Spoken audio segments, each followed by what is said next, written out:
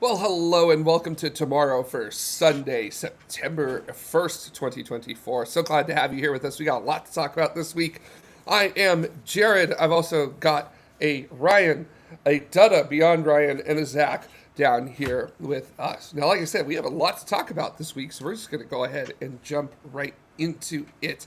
And I think a lot of us probably this week thought that the biggest thing that happened was a bit of a mishap on landing and then a grounding and then no, you're not grounded. So it's like that time you get in trouble with your parents and one of your parents is like, you're grounded, but then the other one's like, no, you're not grounded.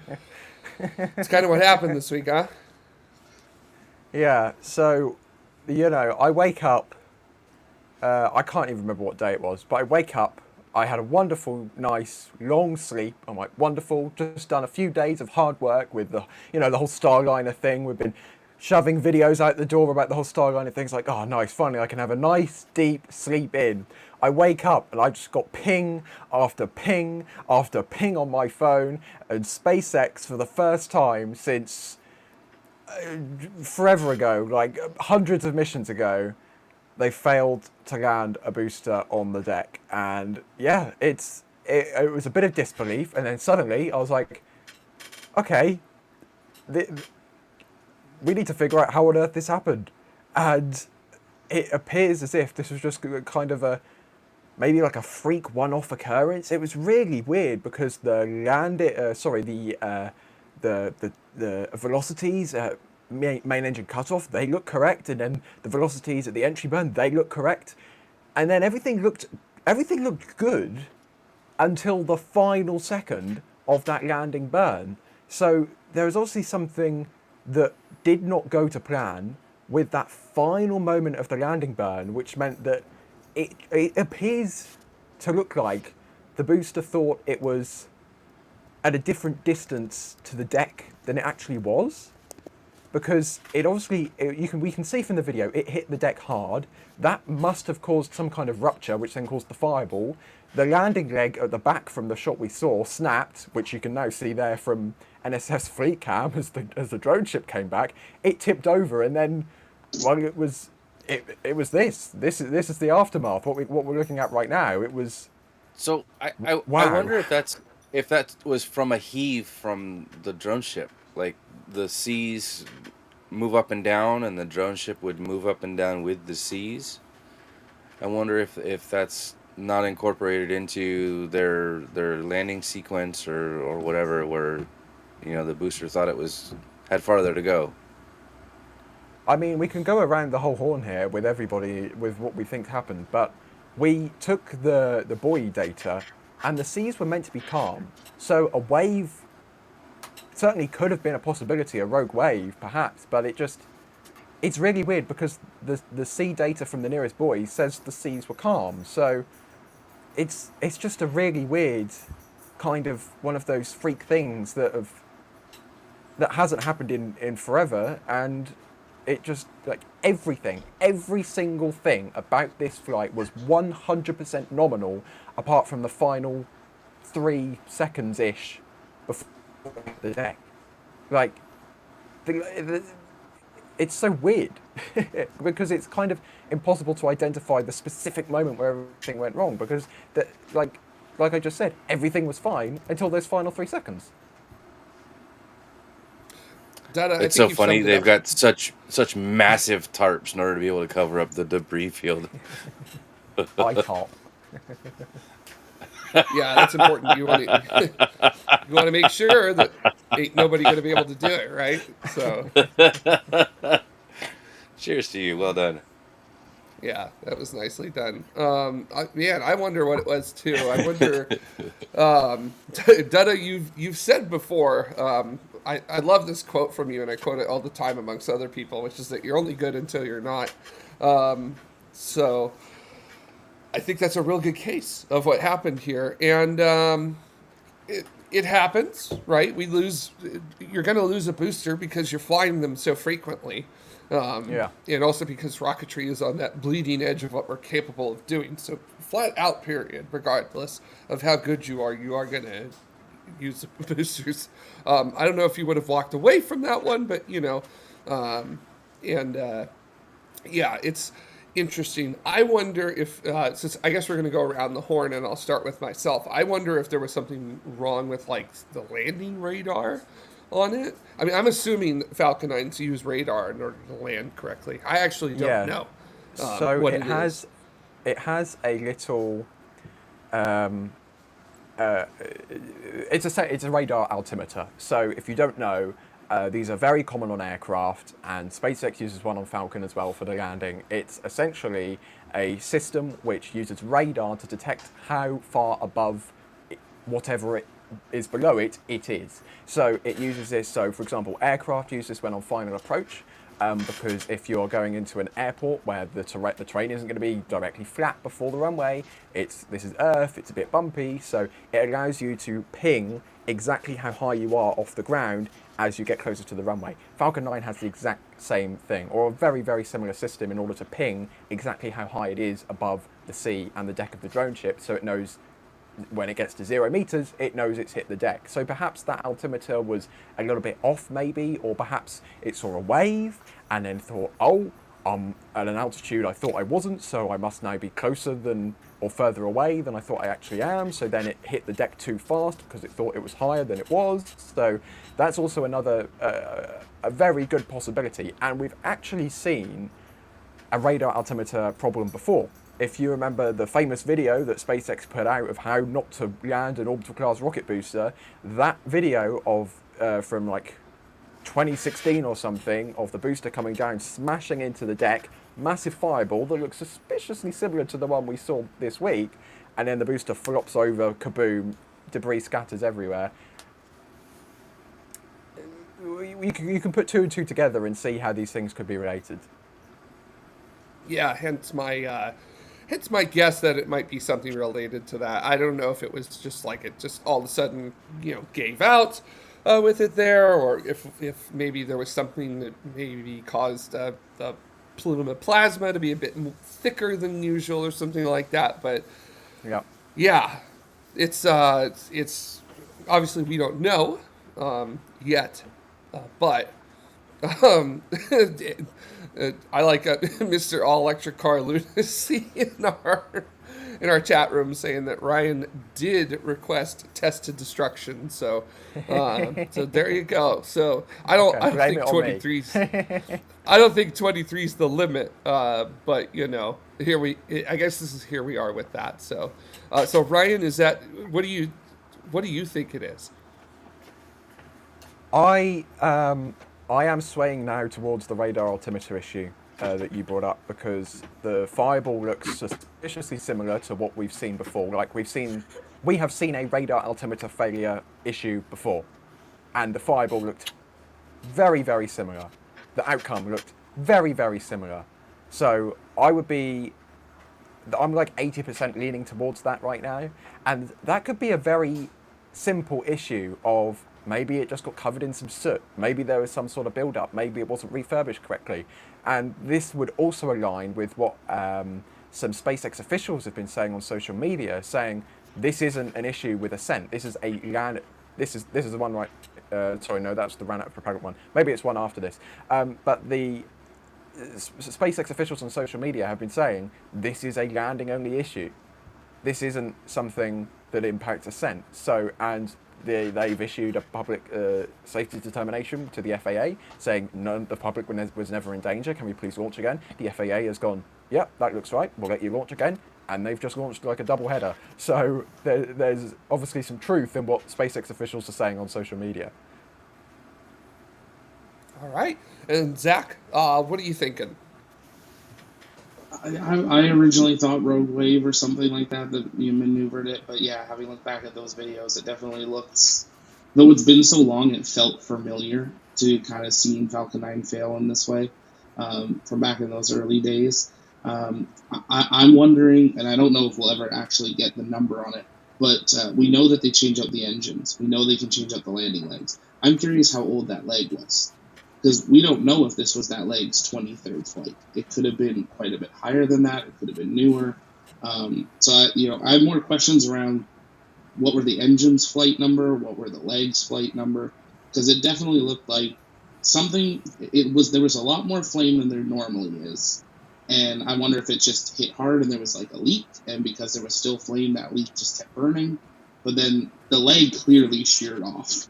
That was a very large crack that developed, and that doesn't happen just from a little bit of a hard landing.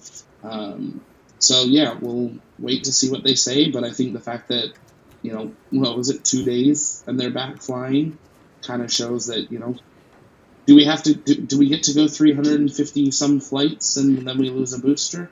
That's not that bad from where we were 5 years ago when we never could do this.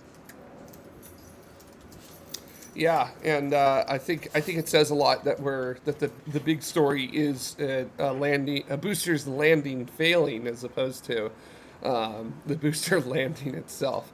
But Dutta, let's hear from you. What do we got on your end with that? I've just seen it the once or twice that we ran through it. So I would say it's either a heave from the ship where the ship is moving up and down in seas, and water is freaking weird because it like stacks waves and like there's all kinds of weird things that go on.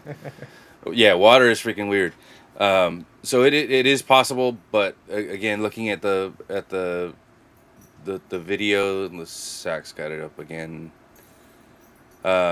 There was somebody that said that they think maybe a leg joint failed, and that seems to jive with the video. There's a point at which you've got a fireball that kind of goes off to the side as maybe there's excess propellant that's leaking out because like a leg joint pierced through the skin or something like that, or it like crushed weird. I don't know. There's a couple things that it could be, it seems, but I'm sure SpaceX will have a. Go ahead. I was just going to say, like, we can see that leg snapping in the background, so that leg clearly went past its structural limits in terms of what energy it can support, right? So that leg was clearly knackered.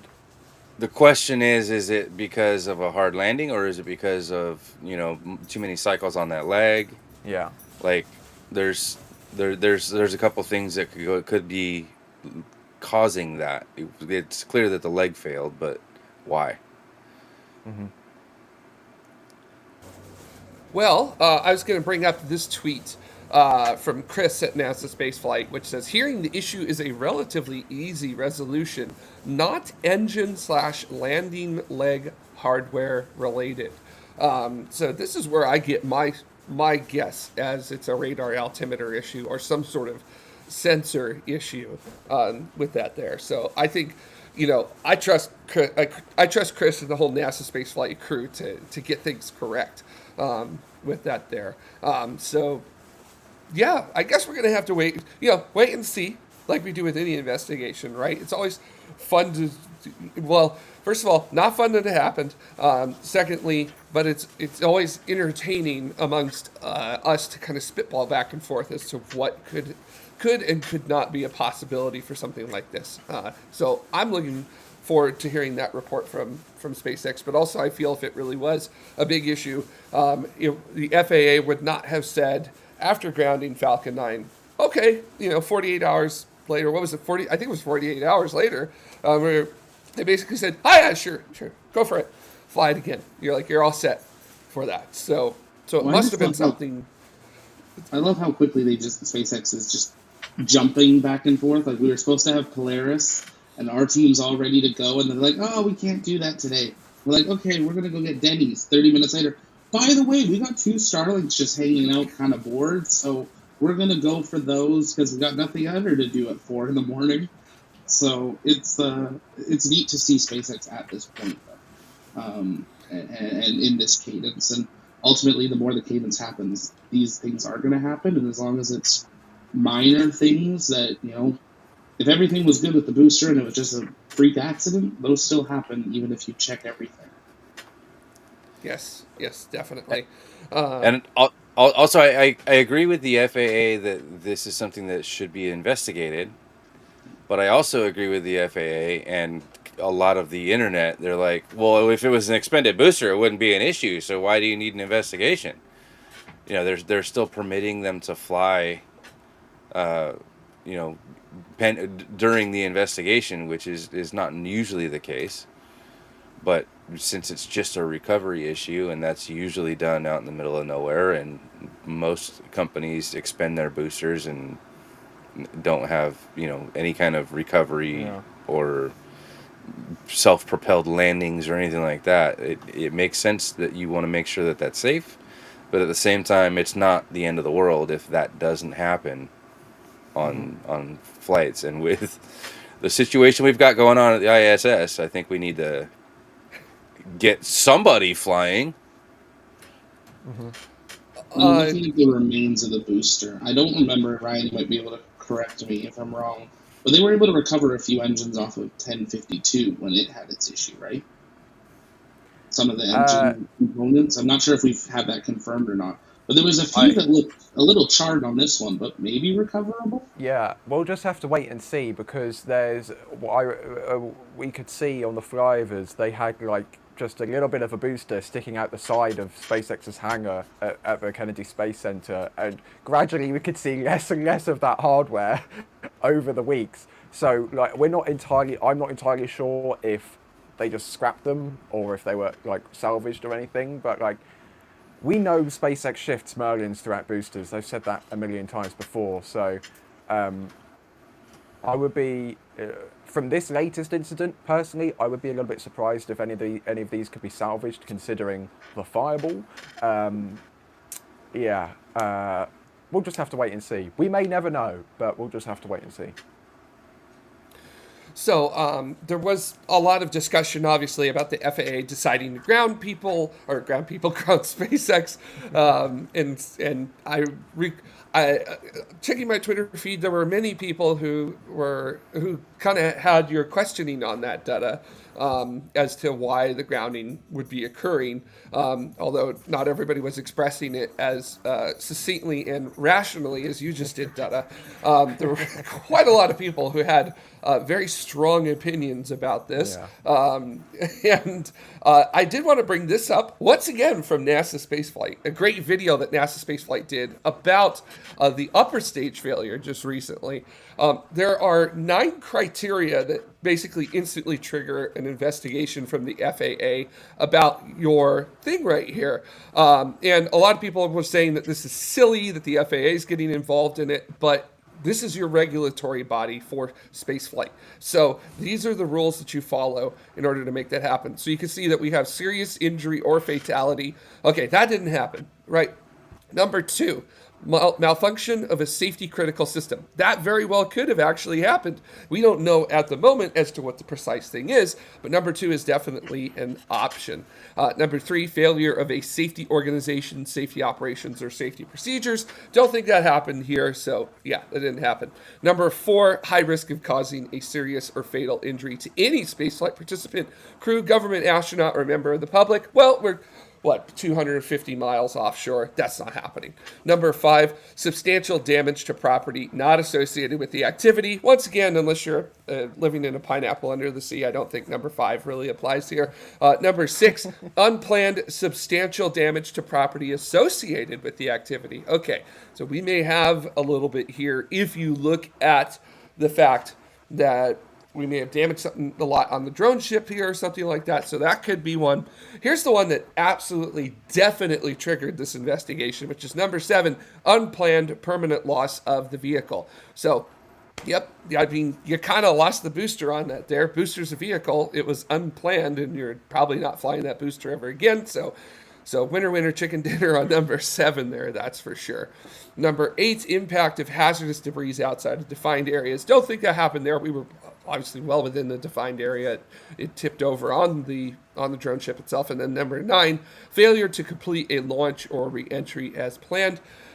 This one, I don't know. Well, I guess the plan was to recover it, and they failed. So yeah, I think that applies. I don't think But people realize this. It just didn't land. Yes.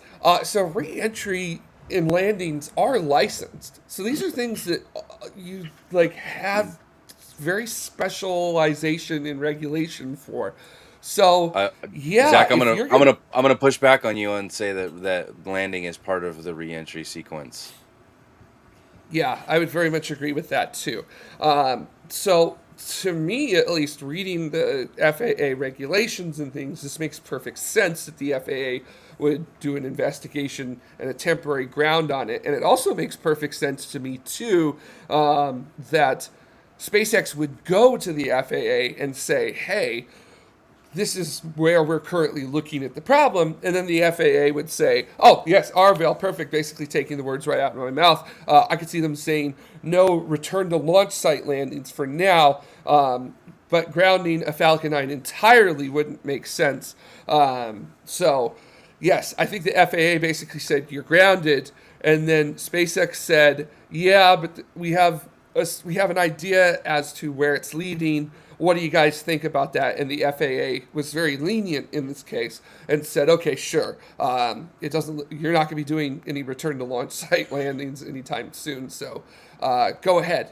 You guys are good to return with that. So So a good point.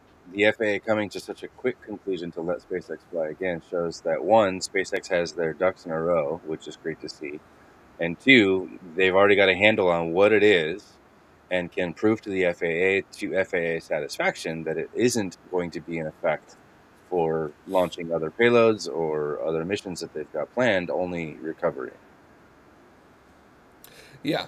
And once again, I just want to emphasize with everybody that return to launch site was probably not in the cards for that. I mean, we'll have to see, obviously, as things come along. I'm sure SpaceX will have to basically say to the FAA with their licenses, pretty please with sugar on top, if they have to do a return to launch, if they intend to do a return to launch site anytime soon. But they've got 2 return to launch sites this month. There's a Blackbird on the 13th, and then Crew 9 later in the month. So they're gonna have to ask pretty soon. There you go. Yeah, and actually, Drew, I really like Drew's point, which is that this is good. We want to see the FAA and SpaceX doing things like this together, because in the eyes of the public, that is accountability, which is what we want everybody to have, right? We don't want special treatment for anybody. And it may feel like SpaceX is getting special treatment right now, but also we need to remember that SpaceX is the only ones right now who would have a booster landing or failure on landing, because they're just basically the only ones doing it, at least in terms of orbital operations. So yeah, you gotta work with that, right? Asimo, it's a silly rule and a waste of resources to involve the FAA at all in cases like this. I definitely don't agree with something like this. Okay, I find this especially silly, given that no long ago there was a lot of noise about the FAA lacking enough resources. Yeah, it's. We get that, but you can't let Boeing account for themselves. Mm-hmm. Yeah, I think past history kind of dictates that. So Ryan, you're trying to say something, but we can't hear you. So go ahead. Maybe I should not be muted when I talk. As soon as you change the company name, suddenly public opinion changes on whether the FAA should be involved or not. Yes. Mm-hmm. That's a very interesting thing. Wonder why. But also, Tim, I want to throw Tim Bailey who's in our chat room, which has basically the thing that I think is the reason why this ends up getting investigated, which is the license. It explicitly states that landing is a part of the SpaceX launch license. So yes, if you're landing your rocket, that is a part of your launch operations. That is covered under your license. And guess what happens when something goes wrong for something that's covered under your license? An investigation gets triggered from that. So this is the same music that Blue Origin had to face when their up and down people mover went outside of its range, and the same thing that Virgin Galactic had to face when their up and down people mover went outside of its range. Like, we want this accountability so that companies can say what they're going to do and do what they say they're going to do. Like, if something happens that's off nominal, and you know, there's no loss of life here, so okay, it's you can take it a little bit easy, you can unclench your pearls a little bit, but you still want accountability for the company to be able to execute on the things that they claim they can do. And if you can't have that, then they shouldn't be granted the permission to do those things in the eyes of public safety.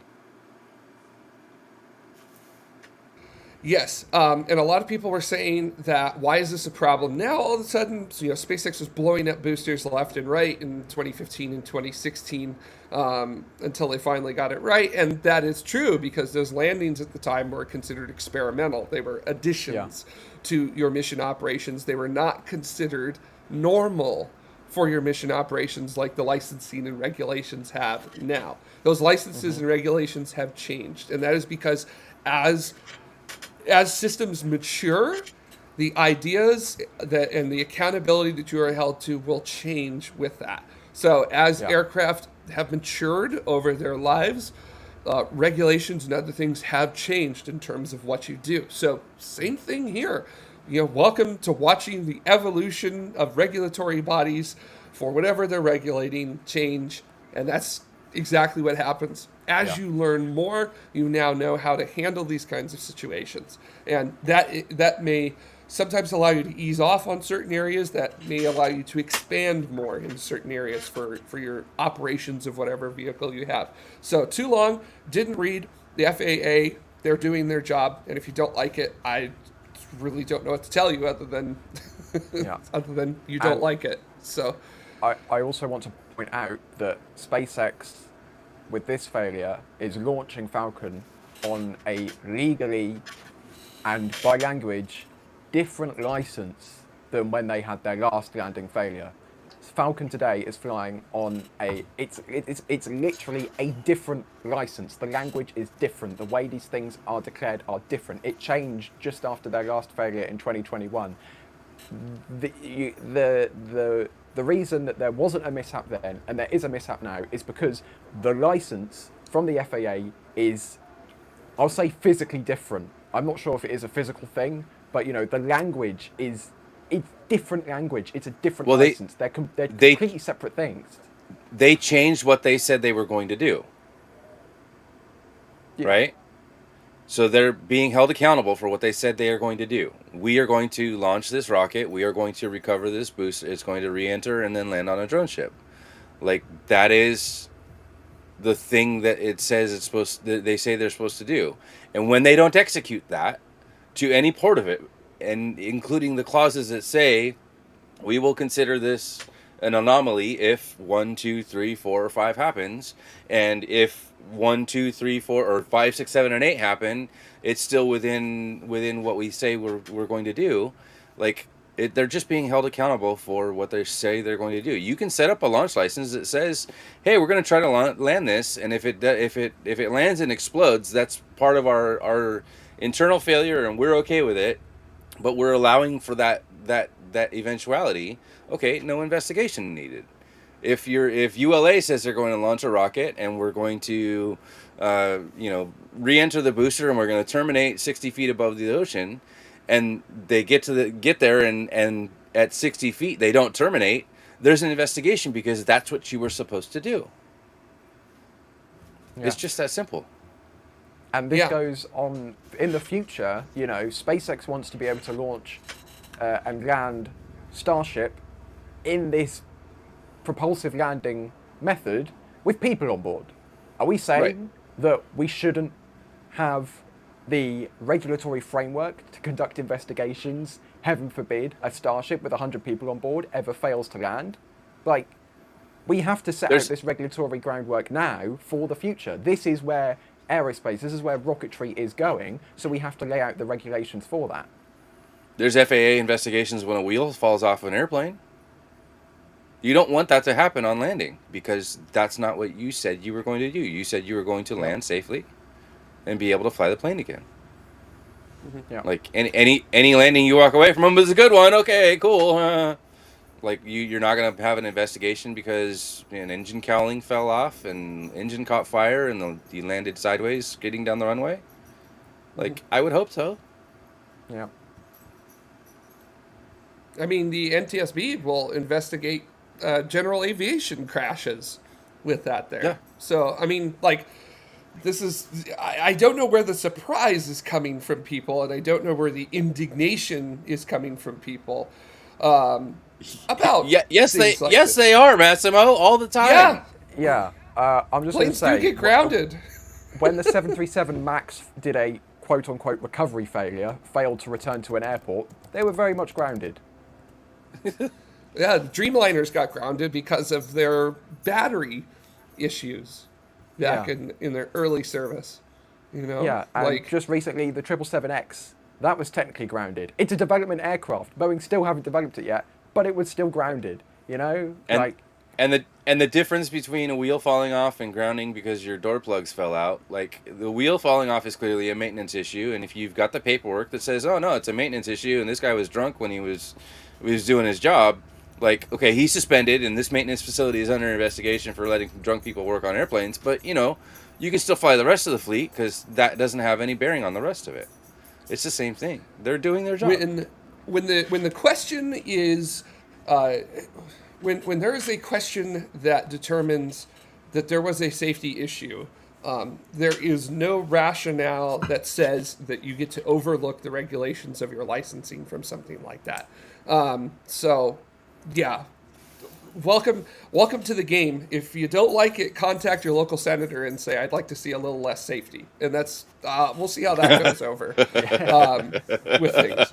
So. Or go out to, or next time you're flying on an airplane, go out to the ramp and start yelling at people. Stop your little 15-minute checks out here. I just want to get on the damn plane already. So, you know, I say hold yourself accountable to the same standards you want to see in the world. But in all honesty, you know, if you don't want regulations and you don't want safety, I don't know what to say. Other than that's just not happening.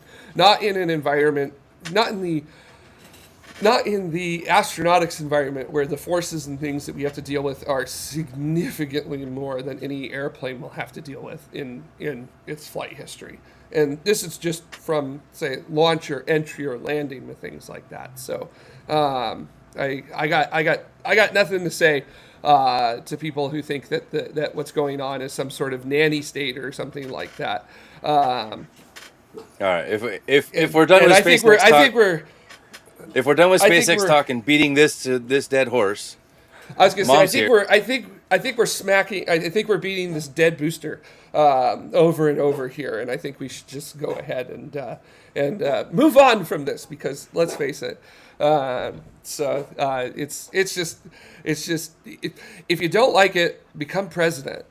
So I'm sure it's not expensive in the grand scheme of things. So yeah, so we'll just kind of move on with this here. My dog's telling me to move on, so that's what we're gonna do. So, anyways, what a interesting week, right? Like, you know, here we are. Usually, you know, 5 years ago, I know she's so excited. 5 years ago, we were talking about boosters landing and how amazing that was. Now here we are, 5 years later, and we're talking about boosters tipping over and what happens with that. All right, where are we heading next? Because my dog Missy is definitely asking us to move on to the topic. She's had enough of regulatory nonsense and some other things with that there. Oh, Jamie, Mom's what here. excited you about space this week? Oh, shoot. I was a little late. Hopefully you can hear me okay. It's really loud here. I was a little late, and then I stepped in, and I've been sitting here patiently waiting for this topic to end because I could not talk to this topic at all. And so I'm just sitting here like, nodding, shaking my head no sometimes, shaking my head yes sometimes. Like, okay, we'll wait.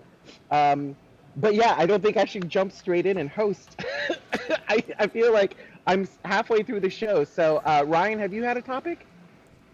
That was kind of it. I'll also just say, if you want to sit to the side for another 5 minutes, SpaceX, for the FAA, have essentially told us that SpaceX have issued to them their modification request for their Starship launch license, because if you didn't know, they're bringing a 70-meter tall, 9-meter diameter, massive stainless steel booster back to South Texas, and it turns out you want to make sure that you're definitely not going to crash it into South Padre Isle or Brownsville or Boca Chica Village or Starbase or the production site or any of that jazz. So SpaceX has now issued that to the FAA.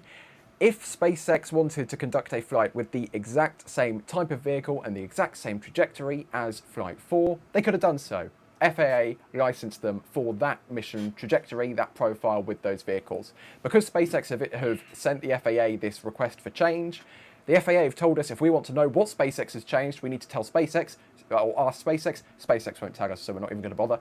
SpaceX has very clearly made some kind of indication that they want to do a catch. They've put one of these Mechazilla things onto a sticker, onto the ship. They've been doing ridiculous chopstick testing. I mean, they've had like 10 lifts up at the chopsticks for 2 weeks. It's, you know, absolutely bonkers. Every single lift in Cameron County is at the OLM right now. Like, they're just pulling a big left, right, and centre. So we're pretty certain that the booster catch is coming up on Flight 5. We're pretty certain SpaceX has asked for the license to do so. Now we're just waiting for the official confirmation from the FAA. SpaceX to, you know, not have 10 lifts around the OLM working on the chopsticks, and then to get the vehicles to the pad to test them ahead of the flight. So there you go. Exciting stuff coming from the FAA. Who would have known the FAA doing exciting stuff in spaceflight this week? That's it. Don't look at me. I had no idea that exciting stuff could happen involving the FAA and spaceflight this week. So does anyone have a picture of the there's a picture of the OLM with a bunch of cranes just around it. It's like, it is like Ryan said, like 10 or 20. Does anyone have a picture of that? Because like, it's pretty crazy. I think it's epic looking. Do you think that I'll have a look very quickly. Do you think that the cranes are like chanting in a language that hasn't been heard in thousands of years as they're slowly doing their work on it? So it does like, look. How does it work? Like in the picture, yeah, it does look like there's some sort of like ceremony going on around the OLM with all of these cranes up, and they're like at full height and everything. It's pretty cool looking. It's pretty cool looking. It's an old Egyptian dialect that no one's heard in 2,000 years. At least we know who the leader of the table is, which is Starhopper. It's just, you know, getting ready to take its place, leading the circle of cranes. Zach, I'm excited. Oh, wait, Zach, are you located in your new place in Florida, or are you still in transit? No, we're down here. So all right. Now we begin the months of building. I'm excited for you to get a better microphone. Me too.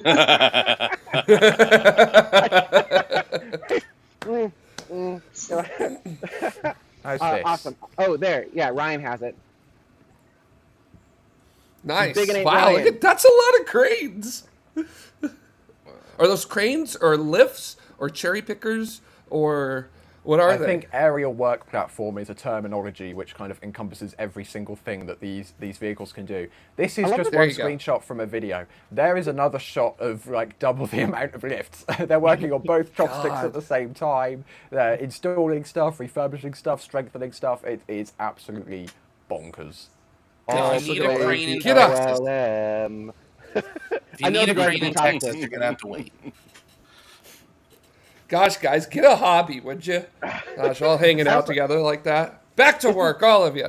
Is this pretty rainbow too, right? Like each crane is a different color. That's because they've pulled from everywhere. Apparently. They even got the Home Depot crane to come in. That really rickety one where you're like, I don't know if these bolts have been put down correctly. I see United Rentals, I see Dunkel Brothers, I see I see Sunbelt. Ah, so they are in Texas.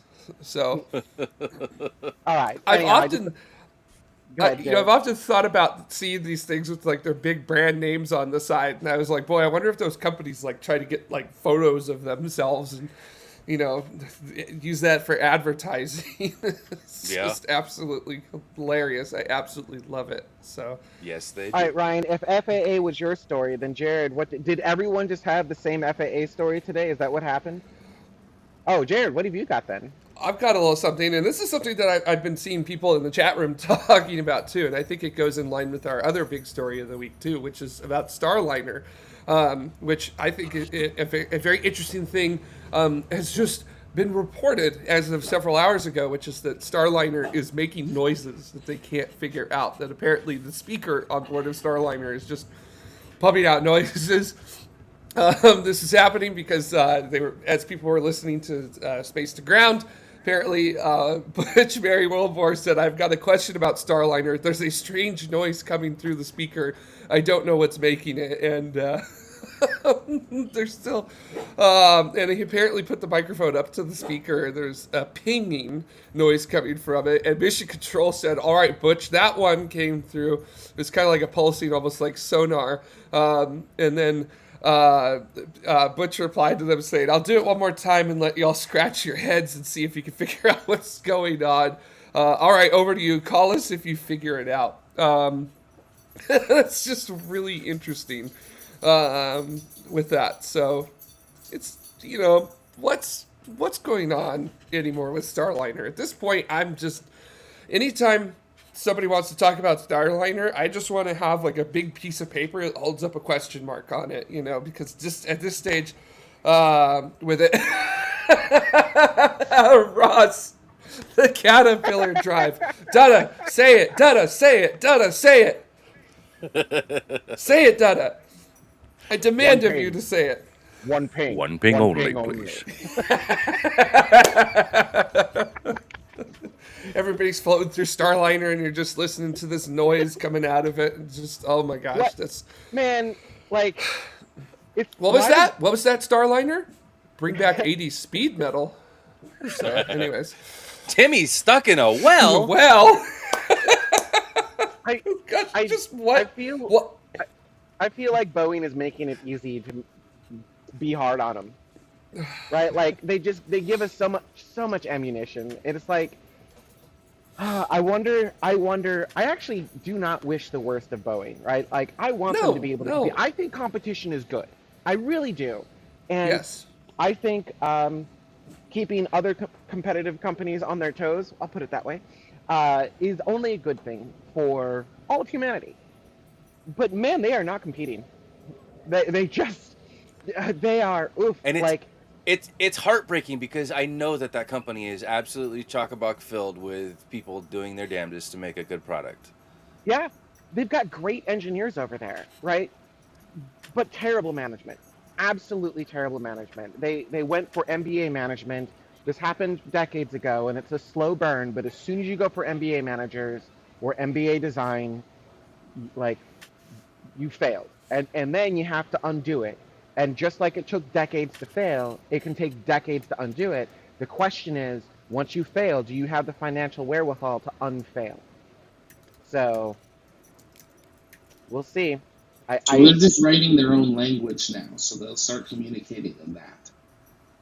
That's what the sonar beeps are. It's introducing the Boeing language. It's just a really slow Morse code. That's what it is. Starliner is saying SOS. Please don't send me back. Please don't Starliner, send me back alone. Starliner has gained sentience, and it's mad as hell, and it's not going to take it anymore. This fall from NBC.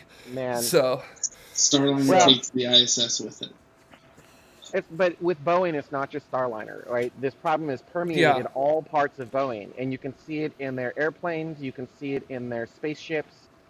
You can, to a lesser extent, see it kind of in their rocket partnerships.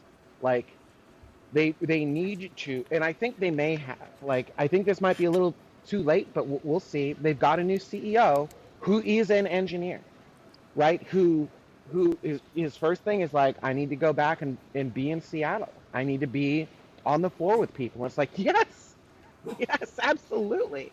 So, yeah. Joshua Collins.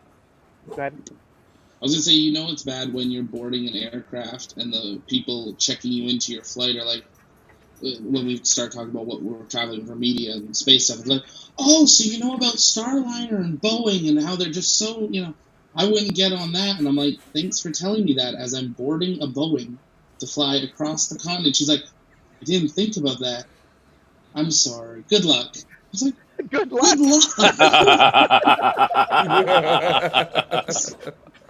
So I was gonna say thanks, guys. Since I'm gonna be in a Max 9 in a couple weeks. So thanks for reminding me. So nice knowing you. It's the Maxes I'm not a fan of. Like that's so let's go around the table with regard. So I assume we talked last week, or we talked at some point about Boeing leaving the space station early next month, uncrewed, right? Okay. Friday. Now, what do we think is going to happen? Because the whole reason it's leaving without a crew is because they want to take the safest possible route to get home, right? They want to make sure that the astronauts have the safest possible route home. So if it's going without a crew, going around the table out of curiosity, what do you guys think the final outcome is going to be? Because it's still, as I understand it, maybe I'm mistaken, it's still going to fly. It's not breaking up, right? They're going to try to recover it. Yeah. So that means that it has to have a full deorbit burn, which is part of the concern here, because all of that's in the trunk section. And then it has to safely re-enter the atmosphere. It has to, and now Starliner lands on land, not on the ocean, so it needs to come back over its landing target zone. And then it fires deploys its drogues and shoots, and then it fires it at the very last minute. It fires some burners, kind of like Blue Origin does, to like soften the landing. How much of that do we think will actually happen? Let's go around, and Zach, you're shaking your head no, so I'm going to start with you. I will celebrate if it gets through a deorbit burn and actually comes home. I think it has been up for so long. We've had manifolds turned off to start helium leaks. Like, yes, they've been doing testing and hot firing, but we did that before we launched it. You know, okay, great, we're passing a test once or twice while we're on orbit. We're now bringing it home. If they really trusted it, they would have people on it, and I think that needs to be. I don't think we can trust. I wouldn't put my money on it. I think there's a high chance that it takes longer to be brought home, but I think the biggest thing is it needs to get off station. I think if we can clear station, so station continue, that's a success. Anything after is a bonus, because at this point, I mean, with this sonar pinging, you know, if they can't figure out what it is, are they going to undock Starliner until they know? Well, now you're affecting Crew 9 again. So, and then you're affecting 39A and 40's abilities. And there's a lot of things stacking up for both of those that are very dedicated operations. So, Starliner just needs to leave and then do whatever it wants to do so the rest can continue. But arguably, if, you know, and maybe the group doesn't share this sentiment, but like, I don't think we want to see Boeing fail, right? So, so arguably, the thing that we really do want them to do is actually recover the unit, recover Starliner, because, well, what they really need to do is recover the trunk section, which that ain't happening, right? But they do want to, we still want them to get Starliner back so they can run post-flight analysis on it, right? It's really hard to run post-flight analysis on hardware that's no longer there. Have they done a camera look around while it's been on station? Like a Canada arm, one of the swingy things? Yeah, like an actual inspection of the second part of it that we lose?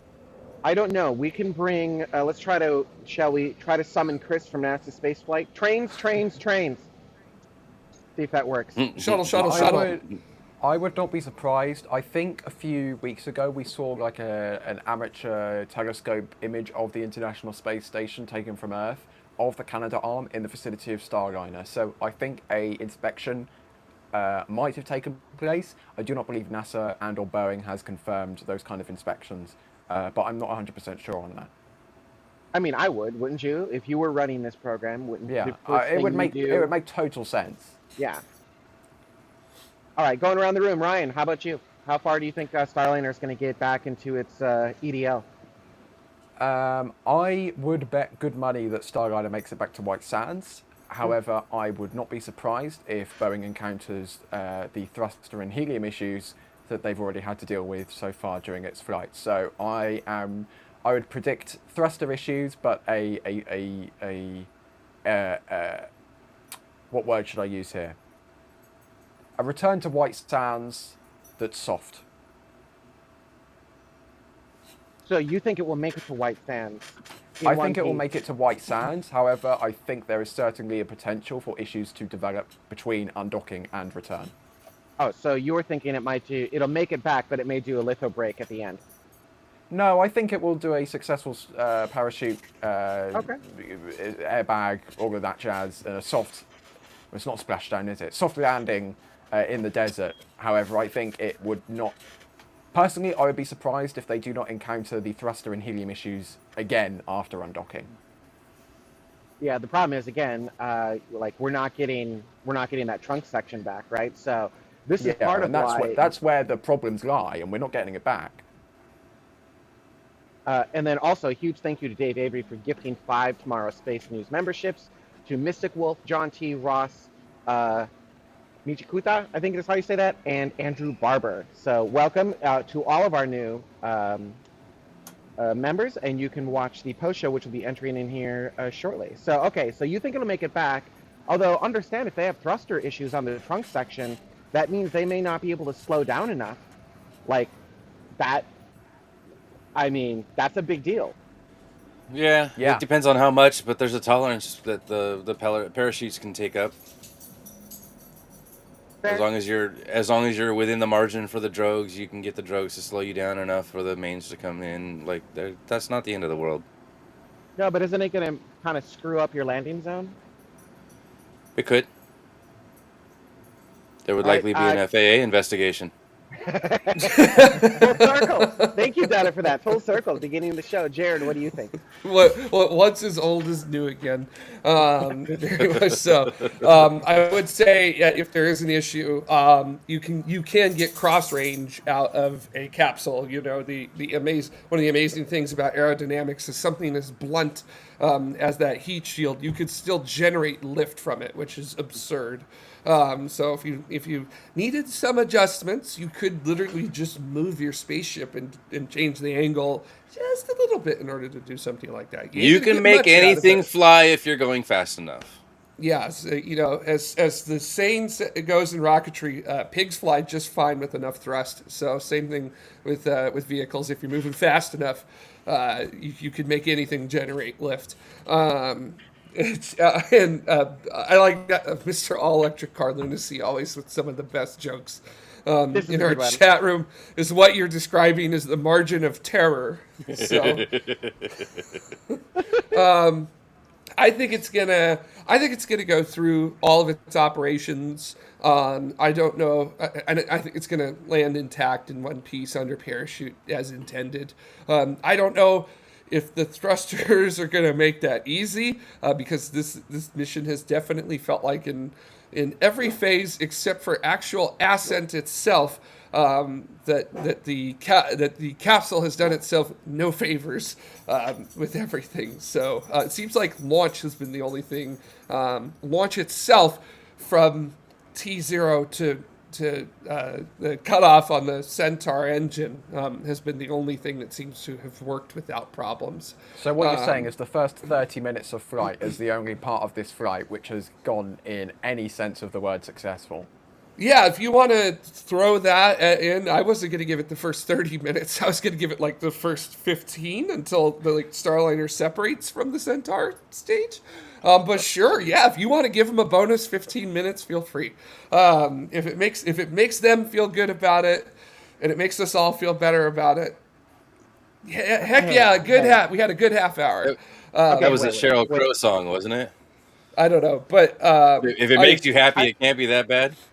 I also think I'm going to push back. Come on. Okay, please, go ahead. No, let me push back first. So, we've got... Well, first of all, it didn't make it to orbit, right? So, no, I'm just kidding.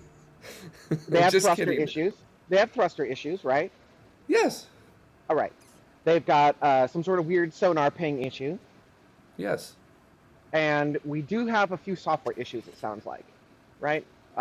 Mostly related to autonomous undocking, but that wasn't part of the original scope. What other major issues do we have on this vehicle?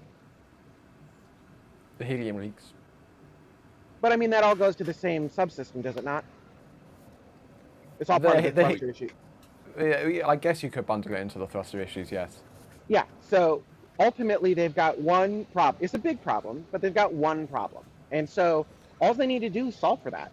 The environmental stayed online. Life support stayed up. It has made it to space station. It's successfully docked. And I get it.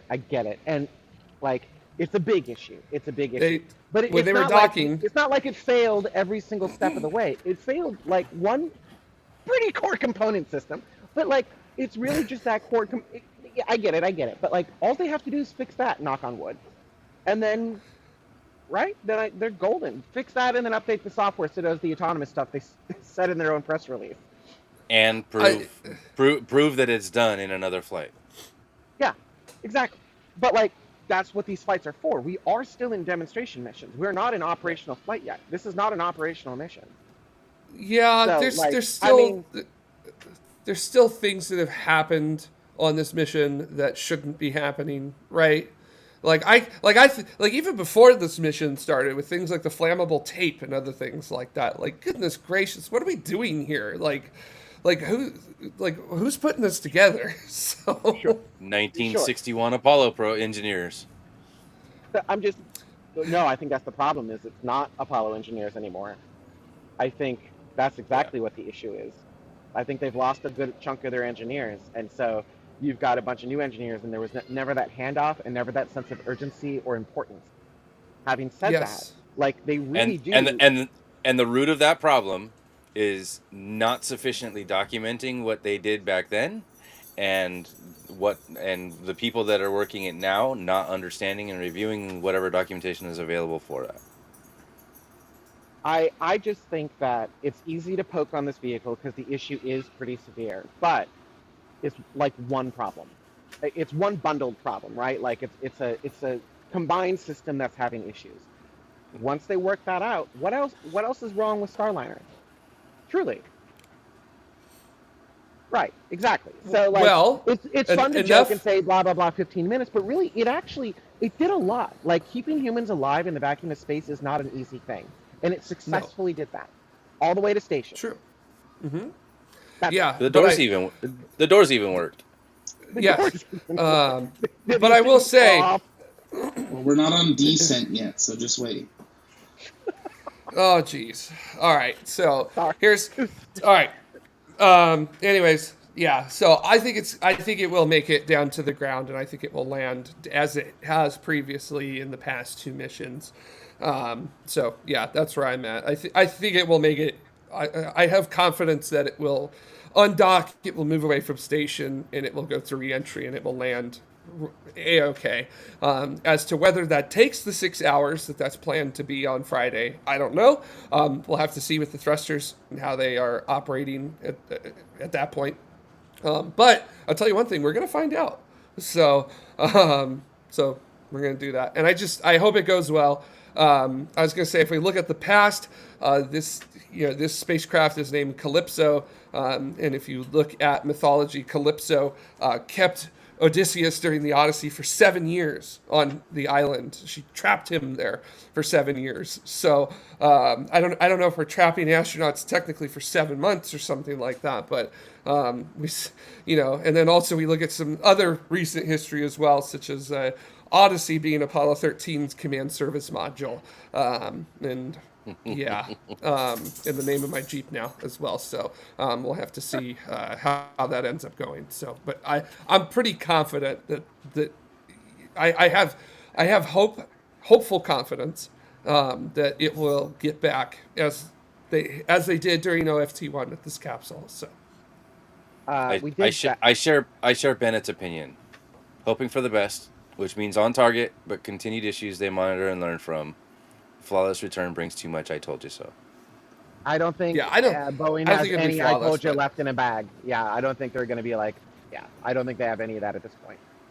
And I think, based like what Jared was saying, I think I've divided it into two things: leaving station and return. I don't think return is going to take 6 hours, but I think it'll come back. But I think that's going to take more time for them to. I think the big question is they have to do enough testing to know that when they fire those thrusters to bring it home, they're not going to miss their corridor. That's where my concern is that they start and they land short, land far. They don't have a huge area that they're trying to target. It's a pretty small region. So I think that's where I hope they take the time and don't just say 6 hours of go for it. That if they need to take more orbits, they need to take more orbits. But we need to get off station. Zach, we got you. Jared, we got you. Ryan, I forgot. Did we get your opinion yet? You did? Okay, that leaves just Dutta. I share Bennett's opinion. The comment I just shared. Okay. Well, here's hoping. Here's hoping they make it back. I think that brings our main show to a wrap at this point. Right on the money. And I want to thank, by the way, if you just became a member, you will now have access to the post show where we'll go back in and we'll talk about whatever you want to guys talk about, right? Maybe it's more aerospace news. Maybe it's whatever. Regulations, right? regulations.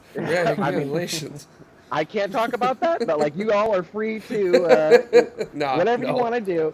And you can do that by becoming a member of Tomorrow, and you can head over to youtube.com/TMRO/join, and that will get you access to one of our many different membership levels. One of them isn't even on the screen. It's support systems, and that's like $1 per month or something like that, less than a cup of coffee, all the way up to, there's a crazy level, I forget what it is. It's like Tomorrow Plaid Pro Plus Club 33, I don't remember. And that's up to like $500 a month. Obviously, like whatever you're comfortable in contributing. And again, huge thank you to Dave Avery in the middle of the show for gifting 5 memberships to some people so they can view the post show at any time. And your membership is what allows us to keep making this show week after week, year after year. We started in 2008 and we're still going strong. So again, head on over to YouTube, become a member today, and thank you to all of our members who helped to make this episode happen. All right, I wasn't here for a lot of the show. Like, I wasn't on camera. I was here. What you guys didn't see is I was just sitting here patiently waiting for my ability to come into the show. And Dada had a sub chat with me. He's like, "You okay to come in?" I'm like, "No." Talk about this. And so I just sat there for like 25 minutes just waiting to come on. But it was great that I was able to see you guys. It was great. This was a lot of fun. I hope you guys are enjoying these. And for our members, hit the link in the doohickey down below or head up your membership site. We'll see you guys next week. Bye.